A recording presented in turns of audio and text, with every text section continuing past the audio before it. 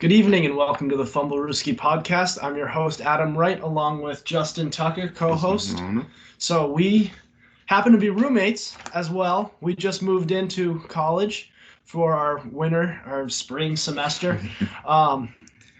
It's been interesting. We actually had to quarantine for 24 hours first. So it's been a really interesting time. COVID rules aren't the best, but it's felt a lot more normal than you would think. Dining hall rules are all good. What do you think about it, Justin? It could be better, but at the same time, I'm just happy to be back on campus with my bro. Exactly. Hell yeah. All right. So we're going to get going. So we did have one exciting championship games. So we're going to start with the NFC Championship. It was the Packers versus the Buccaneers. The Packers fell to the Buccaneers 31-26. They fell behind at one point 28-10 through the third quarter. So, Justin, what did this show you about the comparison between Brady and Rodgers? Well, I believe that the comparison is still there, but I think it leans a little more towards Brady now that he's beaten both as a Patriot and as a Buck, which pains me to say. In big game situations, I definitely have to give the slight edge to Tom Brady because he's shown that he can beat Aaron Rodgers when it matters the most. Tom Brady going to his 10th Super Bowl, as much as it pains me to say, is very impressive. And Rodgers, once again, fails to make it to the big game despite a great performance he put on. Yeah. So the way I see it, I've preached all season long, right, that the formula for the Buccaneers winning is that get to the opposing quarterback on defense and keep your quarterback, Tom Brady, on his feet. All right? So Aaron Rodgers was sacked 5 times. 5. They forced 2 turnovers, and they were able to force the opposing offense, Aaron Rodgers, to make mistakes when it mattered most during the first half. And on offense, they were able to keep him on his feet, at least in the beginning of the game, to jump out to a 28-10 lead, 18-point lead, halfway through the third quarter. Tom Brady was on fire in the first 3 quarters of the game, I would say. Threw for nearly 250 yards, 3 touchdowns, just 1 pick through the first 3 quarters. It was the 2 picks after that kind of put a damper on the rest of the game. Besides that, 280 yards, 3 touchdown passes. That's pretty good. Problem is he threw 3 picks along with it. All I have to say about that is that the only reason it shows up that Rodgers outplayed Tom Brady is because Rodgers, he had to put up 350 yards and 3 touchdowns because they were playing from behind the entire game. They were down 18 points basically going into the fourth quarter. So this was a time where they really had to. It was a time, obviously it's not ideal that he throws these interceptions, but there's something about these picks that he's throwing, and it happens in a lot of championship games where he throws these picks at times where it just doesn't hurt them. And he's making the plays when they need to make them. There has to be some sort of correlation to this when over 19 seasons, even with these New England Patriots teams, they turn the ball over sometimes, but they never wind up being costly. I don't think it's luck after 19 years. And Aaron Rodgers, he turned the ball over twice. Well, the team turned the ball over twice in order to get off to this big lead for the Buccaneers. He was sacked 5 times.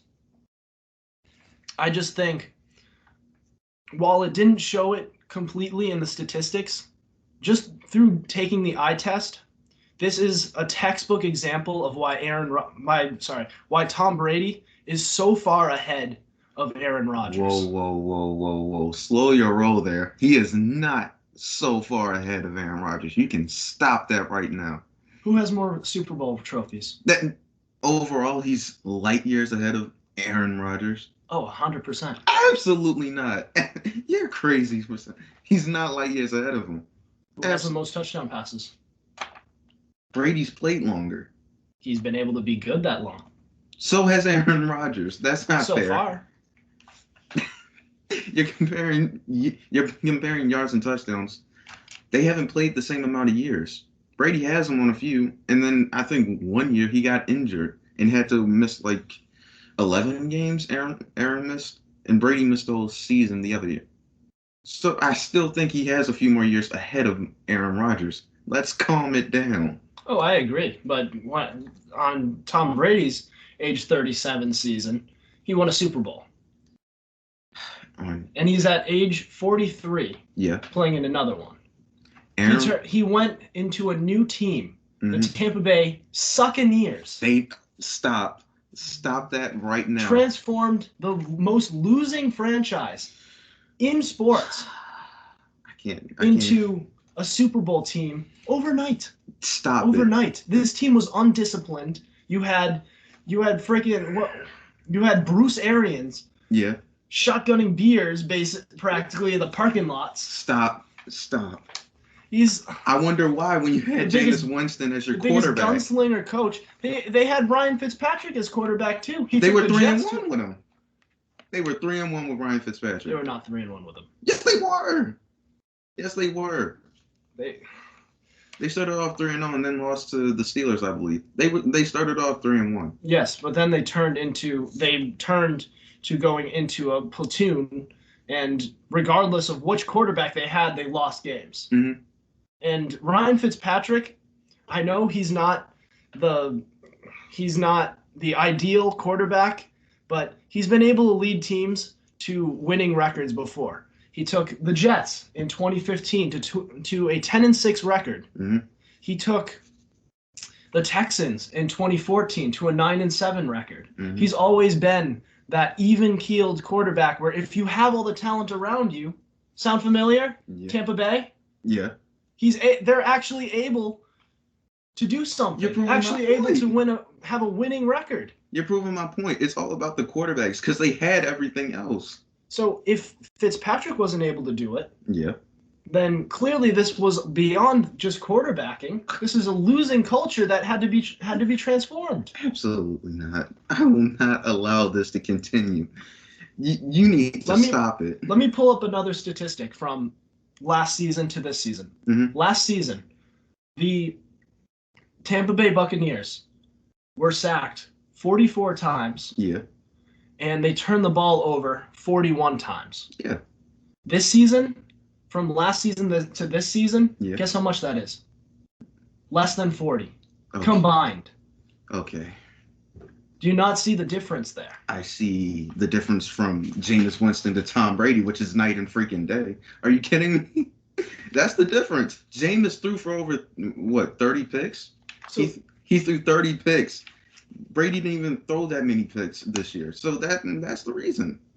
Well, yeah, that's a huge thing. That's not turning the ball over, not taking care of the football and not taking sacks. That's huge.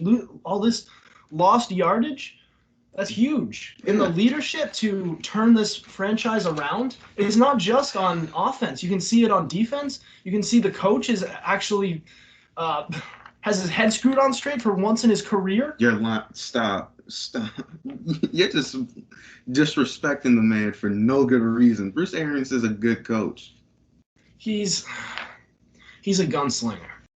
He said, and he just says, screw it. Let's just huck it up there. And Mike Evans is going to be up there somewhere. Chris Godwin has got to be up there somewhere. Mm-hmm. And I think that's a side effect to what has happened for why Tom Brady has more interceptions than he has in past years. But you can't ignore the 40 touchdowns at age 43.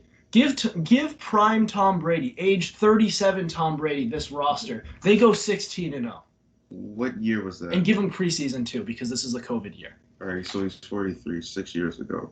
That was 2014, right? 2014. They won the Super Bowl that year. Yeah, they had his number one receiving option was Julian Edelman. His number 2 guy was Malcolm Mitchell. No, that was 2016. Brandon LaFell. And there was Danny Amendola. Yeah. There was their only legitimate weapon was Rob Gronkowski, yep. who actually never really hit his stride until halfway through that season because he was still nursing a broken arm. Actually, no, torn ACL. But the point stands. He did 12-4, blew through the playoffs, and dismantled. He did not blow through the playoffs. Dismantled a scary Ravens team that always gives the Patriots problems. He escaped that game. Let's be clear. He didn't dismantle them. He threw for over 300 yards and 3 touchdowns. The score was 35-31. Let's not act like he got away with one. And let's be clear. That Edelman to who? LaFell should not have happened. I'm so pissed off at my defense for allowing that play to happen. It was Edelman to Amendola. Yeah, you get what I'm saying. It's a trick play. It wasn't Brady that killed me. They didn't expect that. Yeah. But you guys escaped that game. Y'all did not win that game. You guys escaped. I mean, there's no question the defense failed, but the offense was clicking on all cylinders with Edelman as their top receiver. Mm-hmm. Julian Edelman, a career, probably a number 2 on any other team. But with Tom Brady, I mean, he could turn water into wine. And stop it. Against the Legion of Boom, a historically great defense. Not for healthy. 2 straight seasons, they were healthy enough. Enough. As soon as one of their players went down, they picked on the player that went in. They went straight at him with Edelman. 340 yards and 4 touchdown passes. Yeah. Wound up winning Super Bowl MVP. He came through exactly when they needed it. He threw a couple picks, but they were all during times where it didn't hurt him. His mistakes come when the mistakes are actually necessary. But when it matters, he comes through. So you're telling me mistakes are necessary? I mean, everybody makes mistakes, but mistakes aren't necessary. It's about coming through when you need it to. Run the ball. That's all I ask, Seattle. Just run the ball at the one. This is simple equations. Do I need to remind you what happened 2 plays before? It was lucky. It was luck. It took them luck, and they still couldn't do it because Tom Brady's the greatest of all time. Because Pete Carroll and it's not close. To save his life. Could Aaron Rodgers put Aaron Rodgers in that game? Do they win? Yes. Absolutely not. Yes. He turtles. Yes. He would turtle. 2014, he was the MVP. He definitely would have gotten the job done. Why couldn't he? Because he went up against that same Seattle team. He got up against Seattle. He faced that same Seattle team. They lost. They spotted him a great lead. 4 turnovers. Yeah. They were able to force Russell Wilson on. They couldn't do anything. They couldn't do it. I think they threw a touchdown pass on special teams, and then they recovered an onside kick. I may not be completely accurate, but I believe that did happen in the NFC Championship game. They let him down, but he didn't play his best game. It was. They did a lot to choke out that game, and all I have to ask is, Aaron Rodgers, why weren't you there to bail them out and put that game on ice? I mean, we talk about this game that happened a couple days ago. Tom Brady and the Tampa Bay Buccaneers jumped out to a 28-10 lead, and they were able to ice the game. Aaron Rodgers and the Green Bay Packers back in 2014, they jumped out to a huge lead. It seemed impossible that they would lose that game, but they did. They got the ball. Aaron Rodgers got the ball a lot of times during that second half. They were not able to ice that game. That's a red flag to me. All right, He's not a leader. What was the score? 16-0, I believe it was. I don't remember off the top, but I think it was something along the lines. The point is, they gave up a lead, and it's not like Tom Brady was icing the game against the Packers this year. That game was still close, and Brady made a couple of mistakes that almost proved costly. If some people could catch, but we're not getting into that. Well, why were they able to force 3 turnovers in the second half? Only got 6 points off of it. I said, if only some people could catch Lazard. You ain't safe. You not safe from me. A 2-point conversion wouldn't have made a difference. Yes, it would have. How much? The score was what? 31-26. That would be 31-28. Yeah. A field goal would tie it. And then that fourth down, not third down, where it was pass interference by Kevin King. You need to get cut. If you were not a free agent, you deserve to get cut. Yeah, that was actually crazy. That game from Kevin King actually reminded me of back in Super Bowl 52. Eric Rowe got absolutely bullied by everybody. Yeah. Nick Foles was targeting that guy. I can't. Every single time. Alshon Jeffrey. I don't know why Bill Belichick put Eric Rowe on Alshon Jeffrey. Yeah. Alshon Jeffrey, their number 1 wide receiver. They put Eric Rowe on him when you have Stephon Gilmore, who you put on Nelson Aguilar, and you have by the way, you have Malcolm Butler on defense on the sideline. That does not happen. We're done talking about that. Yes. We're done talking about that. And Super Bowl 52. Bill Belichick, you are the reason they lost that game. You are the reason.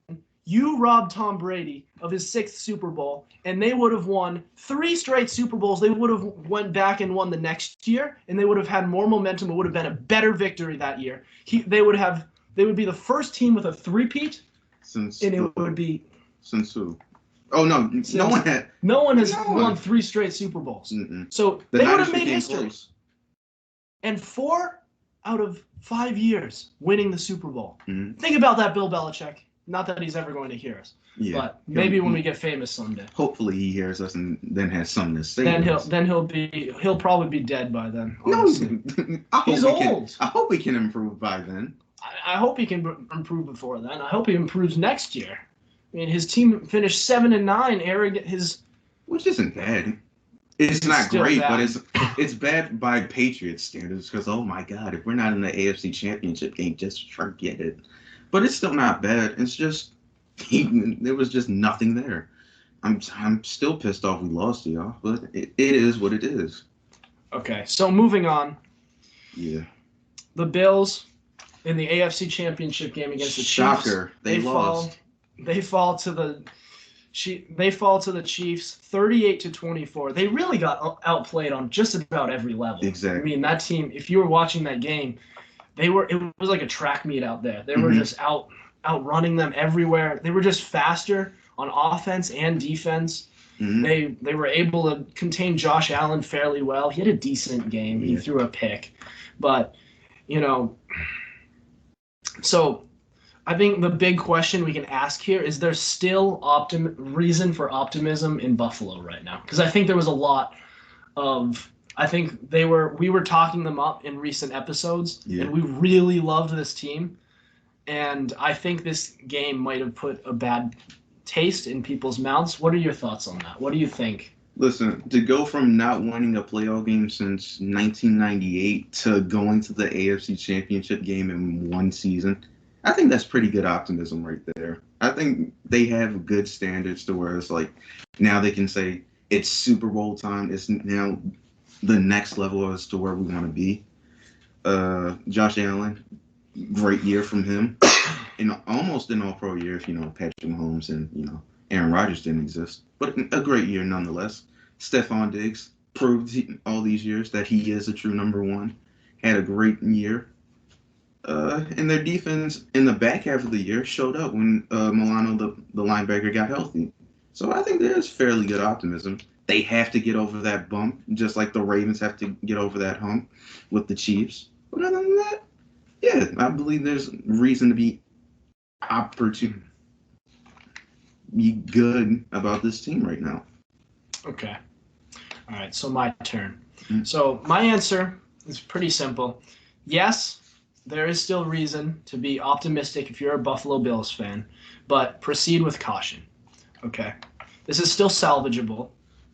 I think if they were to go to the Super Bowl and lose for this young team, it would have been absolutely catastrophic. Teams that lose Super Bowls, even the veteran teams that know what they're doing and are there, they're even when you have all your ducks in a row, they're never the same the very next year. Mm-hmm. There's a reason why teams who lose the Super Bowl never get there again. And sometimes they don't even make the playoffs. They end up being bad. Just look at the 49ers. All right. Injuries, but that team just didn't look right. Let's be honest. Injuries derailed their whole season. Jimmy G was out. George Kittle was out. So I'm a big fan of Josh Allen, but I think let's pump the brakes here. I don't think he's quite as good. I know I've talked him up a lot in past episodes, like I've said. I love Josh Allen this year, but I think he's not quite as great as the statistics say. All right. So this team, they have to improve their front seven a lot. Their secondary is good. They're led by Tre'Davious White.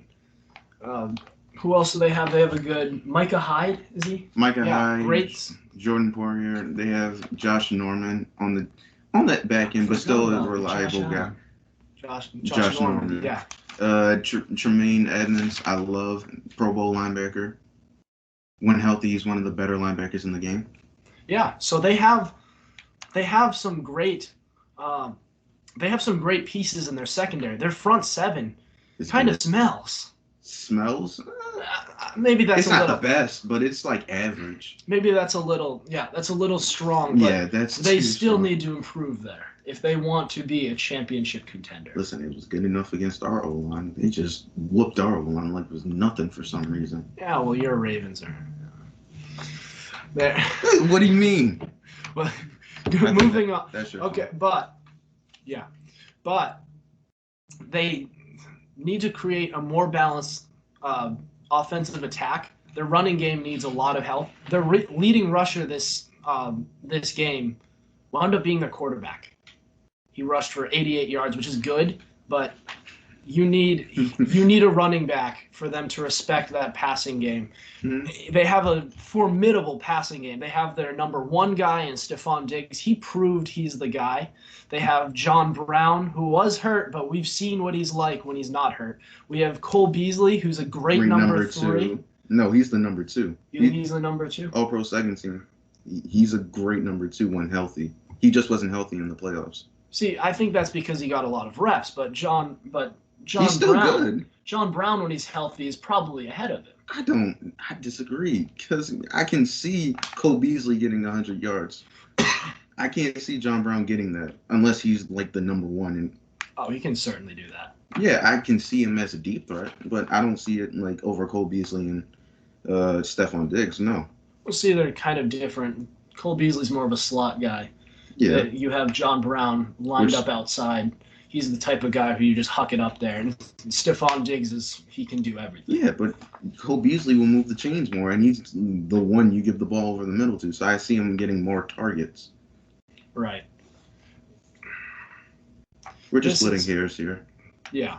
So the bottom line of this team is they were still great despite a few flaws here and there. Mm-hmm. I just think the only issue with them, and they seemed ready for the spotlight for the most part last night. It's just they played okay. It's just the other team played better. And I think that's my take for how they lost the other day, this past Sunday, is that they're a great team. They just ran into a greater team. Yeah. And this Patrick Mahomes guy could wind up going down as one of the all-time greats. I don't think we might not be able to say the same about Josh Allen. He could be great. Mm-hmm. I don't see all-time great. Not yet. I mean, they have to give him a fair run game though, because it's basically Josh Allen doing it all passing or nothing right now because the run game is just bad. When Zach Moss went out and it was just Devin Singletary, their production went significantly down already compared to the regular season. So right. I just want them to improve in the run game. They're good they're great passing. They just need to improve in the run game. And maybe in the passing since they'll lose their OC. Yeah. So this is what all I'm saying is this is what it looks like for the Bills and Josh Allen when Josh Allen has everything around him, when everything's going right. But I just like to see what he's like. A fully developed Josh Allen when not everything is quite going as planned. You know what I'm saying? Like, Yeah. because he had so much to his disposal. The only thing he didn't have was that formidable run game, and he low-key did have it a little bit with Devin Singletary and Zach Moss as that combination. So I guess the game I would point to is the Rams game earlier this year because they were down, and he had to will himself in order to get that W away from Aaron Donald and Jalen Ramsey. At the end of the day, he still performed on that level and got the job done. Yeah, so it was. And they were the #1 defense this year. So my head goes off to Josh Allen. He can be your franchise quarterback. I don't think there's any question about that. I guess the real question is now, is he a top fiver? And just because you do it for one season, I don't think that makes you a top 5 guy. You have to do it for multiple seasons in order to be in that upper echelon of quarterback. I think we can agree on this one, is that I think we can both and I think all of us can justifiably say Josh Allen had an amazing year this year. Mm-hmm. I think we just want to see more of it to prove that he's not some fraud. Yeah. I think we can look back to the 2016 season for the Cowboys. We saw this Dak Prescott kid who looked amazing. Dak attack. And he's still good, but he's not the elite quarterback who we thought he was going to be. He was the successor to Tony Romo. He was this great kid. He had a great head on his shoulders. He looked like a competitor, and he still is. I just don't think he's as great as we thought he was. I think and he's just an okay. He needs targets around him. To be fair, Dak didn't really get to play a whole season because of the injury, so we didn't know what he looked like this season. And as far as Josh Allen goes, he has made steady progressions since the 2018 season. 2018, he looked like a terrible quarterback. 2019, he looked more like a franchise quarterback. And then this season, he looked phenomenal. So I think he's making strides in the right direction. You just want to see it more consistent. Right. So we've seen an upward trend. Mm-hmm. We just want to see more of that. This great Josh Allen that we've seen, the great elite Josh Allen that we have seen this year. And let's see if what he has done is for real. I think it almost, there's some silver line. Obviously, it's bad to lose. It sucks to lose, but I think it's good. There's some silver lining here to the fact that they lost now, and they didn't win and go on to the Super Bowl and then get their asses beat. Excuse my language, by the Buccaneers. Because I think if they face the Buccaneers, they're not making it past the Buccaneers. But again, Tom Brady owns that team. All right, you need to stop. You really need to stop. I'm not. Stop what? You need spitting facts. I'm gonna let it go because I'm not in that division, but I'm just gonna let it go. I can't debate you with the stats, but I think this is a completely different team than last year. I don't think he is going to beat them twice in a row. I think they're at least going to split one if he stayed with the Patriots. Well, he's on the Buccaneers now, so that's what we're talking about. I think if they would have faced them, I think they would have at least put up a good fight. I think they would have. I don't think they would have won. And the loss is what matters. The narrative is so much different losing in the Super Bowl than losing in the NFC and the conference championship. And I think that's a flawed part of sports, and especially in the NFL or in any professional sport, is that when you lose in the championship, the backlash is much worse than if you just lose in the conference championship or in the divisional round. It's really flawed because it's still great. It's better to make it to the Super Bowl than to make it only a round short of the Super Bowl. Right? Yeah. Everybody forgets that the Bills made it to 4 straight Super Bowls. You know how hard it is to make it to 4 straight? I feel so bad for Jim Kelly that he has to take all that. To go to 4 straight Super Bowls is impressive. It's impressive. It's just the fact that they lost all 4. And it gets progressively worse at each time they go to it. That's the thing that kills them. I believe if they just get over the hump with the Giants, and they win one, I think they actually might be a dynasty. If they won a couple of those, Yeah. But they didn't. They just. It is what it is. It is what it is. But I guess this that's Buffalo why, team can learn from him. I guess that's why the Bills have been the Bills the way they are for the next 2 decades after that. Next quarter century after that is that goes back to my point is losing Super Bowls really screws up your franchise. Yeah. And losing 4 in a row ruins them for a quarter century. So, yeah. All right, so we're going to move on to our next segment, and that is the Super Bowl. Yep. The Super Bowl matchup, we have the Chiefs and the Bucks. This will be Brady's 10th Super Bowl. Think about that for a second. 10 Super Bowls. 10. And this many. He has taken the most losingest team in sports history to a Super Bowl in year 1 without preseason, without OTAs. Meanwhile, on the other side, we have Mahomes, who makes his 2nd straight Super Bowl. In 3 years starting in the NFL, he's gone to a conference championship and 2 Super Bowls. That's impressive. That's a good start. This guy's going to be good. He's going to be great. And the Chiefs looking to go back-to-back. So, Justin, who has the edge in this Super Bowl? I would go Kansas City, but the fact that they don't have their 2 tackles worries me a bit, especially since the Bucks have JPP and Shaq Barrett. Or should I call him Sack Barrett after the way he looked against the Packers? Better believe it. So I think it'll be difficult. I believe they have to get the ball out quick and fast and in a hurry, get it to your speed guys, which could be a problem because the Buccaneers tend to have problems tackling in space, especially Tyreek Hill and what he did to them. Oh, God. That ruined me because fantasy-wise, Cam got 57 just from one player, and it ruined my afternoon because I had to hear Brian talk about it for the rest of the week. And That's just Brian for you. Brings it up every time. Hey, remember? Hey, watch out, Tyreek Hill, 57 points. But anyway, as far as it goes, I don't think the Bucks defense will be bad. I think they'll be better. I think they've gotten really good, especially after the playoff game against the Redskins or the Washington football team. I think they did good against the Saints. I think they did phenomenal against the Packers. And I think they'll continue that, especially with Villa back. And so I think the Bucks are going to take it late in the 4th. And Tom Brady gets his 7th Super Bowl win. Please, I hope I'm wrong. Please, Patrick, stop him. Stop him. He does not need 7. He does not need to be on the stairway to 7. I think he needs it. Listen, I don't think he needs it, but I think it's insult added to injury to this guy. Listen, if he wins this, he'll have more than any other franchise, any franchise in history of football.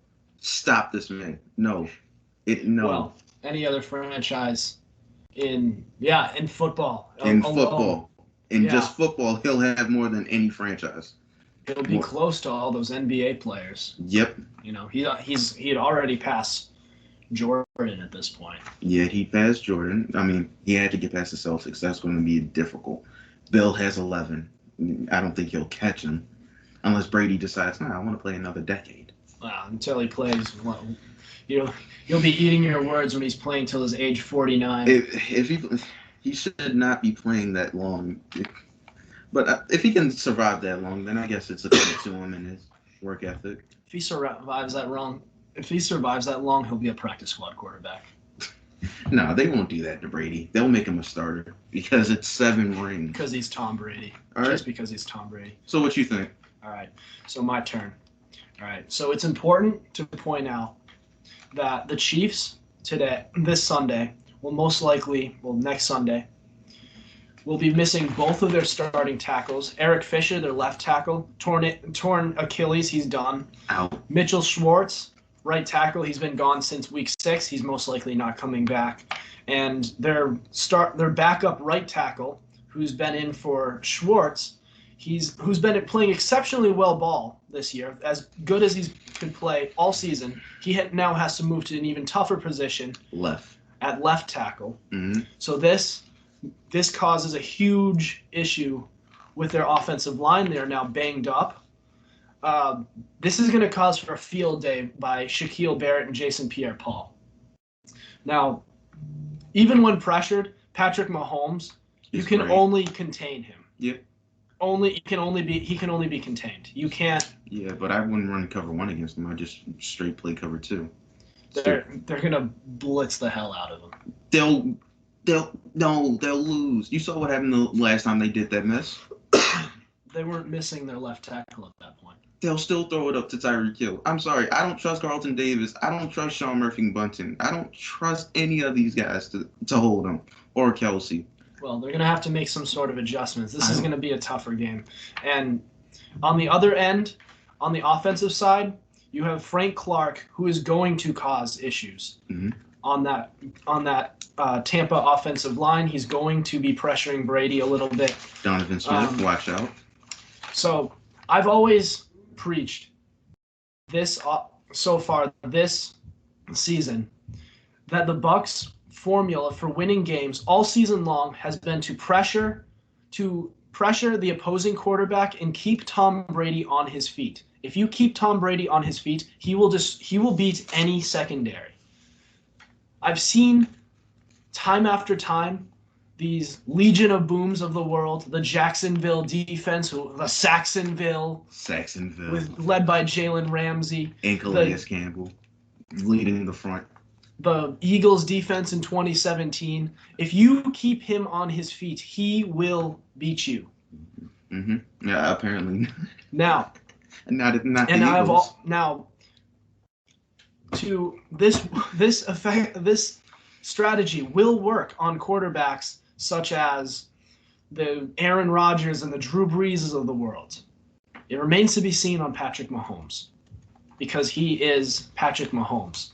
And not only that, but he has the most weapons that he will ever have in his career. Mecole Hardman on some rosters, on some bad rosters, but still some rosters in the NFL could be the number 1. I think the number 1. Like which roster? I think you can make a legitimate argument that him on the New England Patriots could be the number 1. Yes, but the Patriots don't draft wide receivers well, so that's not saying much. But I see your point. That's why they didn't draft Mecole Hardman, because they're not good at it. Yeah. They decided N'Keal Harry's better. No. And I don't want to talk about it. I think Mecole Hardman came out the year after. Hardman the year after? No, I don't think so. I think he came out in 2019. I think he was a rookie when they won the Super Bowl. No, he wasn't a rookie when they won the Super Bowl. I swear to you, I think they were. But no, he was. It was 2019. Yeah. But so. Yeah, 2019, 2020, they won the Super Bowl. He was a rookie.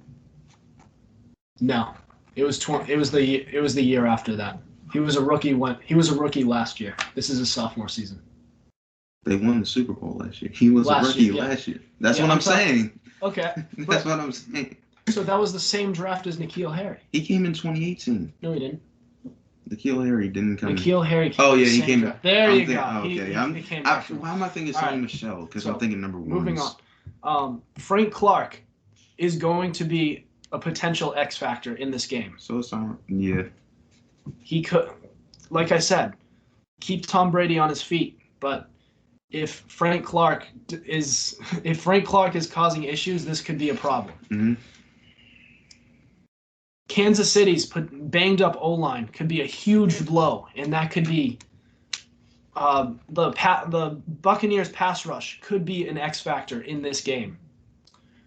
This will be an extremely close game. I don't see this being a blowout on either side, but I'm going to go bold. I'm going to say Buccaneers edge Kansas City in a narrow upset. And this is going to be an exciting game. I think it won't be too high scoring, but I don't think it'll be low scoring either. This will be a game where I think both teams go into the 20s at least. Maybe one of them goes into the 30s. And I think this is going to be a battle. I mean, the Buccaneers only lost by 3 last time, and now they're losing their left tackle, and they have to move their right tackle over. So that could be that both of their tackle positions are going to be liabilities. Yeah. So because of this, I think I have the Buccaneers winning their second Super Bowl. Tom Brady wins his first career Super Bowl. I'm not sure if Tom Brady will win Super Bowl MVP because I think considering Shaq Barrett and Jason Pierre-Paul are going to have great games, it'll be tough. Then I think it could be one of them. Mm. And I think Frank Clark is going to cause too many problems. I think he's going to cause Brady to throw a pick or two. I think he's still going to be great. He's still going to be a major factor, but the Buccaneers will win Super Bowl 55. Another person to look out for is Tyrann Mathieu. I think he could play a big role. They'll probably have him in the secondary, or they might use him to pressure. Blitz depends from time to time. Depends if Andy Reid knows how to coach.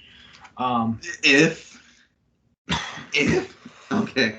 When he gets pressured in big games, he gets in trouble.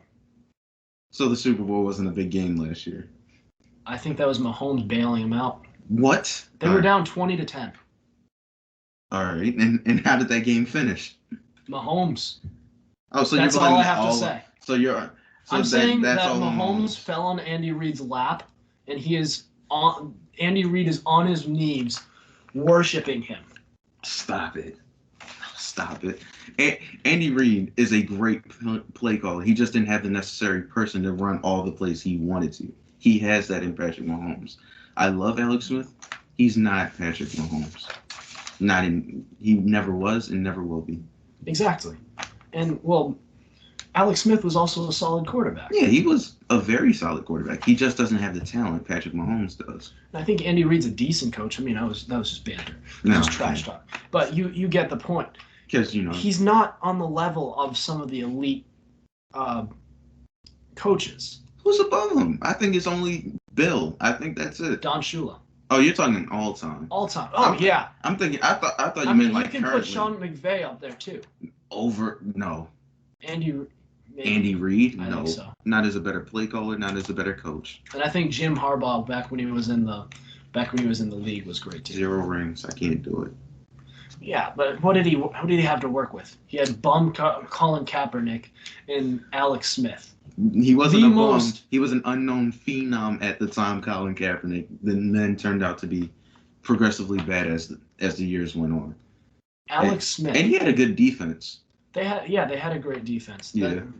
And Frank Gore in his prime. He has a great coach. Yeah. Alex Smith. Mm-hmm. The textbook definition. If you wanted to impersonate the check down as a person. The check down. If check downs were a person, just Alex Smith. That's him. That's his name is check down. His name is not check down. Alex check down Smith. So what if there was a dictionary term? You would look in the dictionary. You would see Alex Smith checking it down to one of his. Definitely. The only time he didn't was when he had Tyreek Hill, the best deep threat of all time. That was an exaggeration too, but you get what I'm. Yeah. Great deep threat, and Travis Kelce. Yeah. And Sammy Watkins. Did he have Sammy? I believe he had Sammy Watkins for 1 year. No, because the year after he left. But I see what you're saying. He had a great roster that year. I'm surprised they lost to Tennessee in the wild card round. But yeah, so I think we're in agreement. Yep. Super Bowl 55 belongs to the Tampa Bay Buccaneers. You want to give out scores? Give out scores. Let's give out scores next week. I still need to think about that one. All right. But I think I have a general idea. We'll figure that out. But tune in next week for that. Mm-hmm. All right. So that'll be it for us tonight. Follow us on Instagram, Fumblerooski_podcast. Check us out on YouTube just type in Fumblerooski Podcast. But otherwise, we'll see you next week. Goodbye.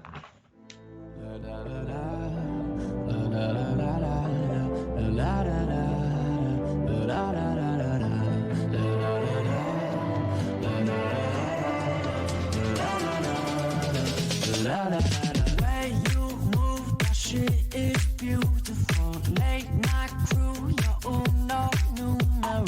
We all asked the feelings mutual. She had me until her funeral. And you won't say yes, it's true. 'Cause you like that I might fall for you.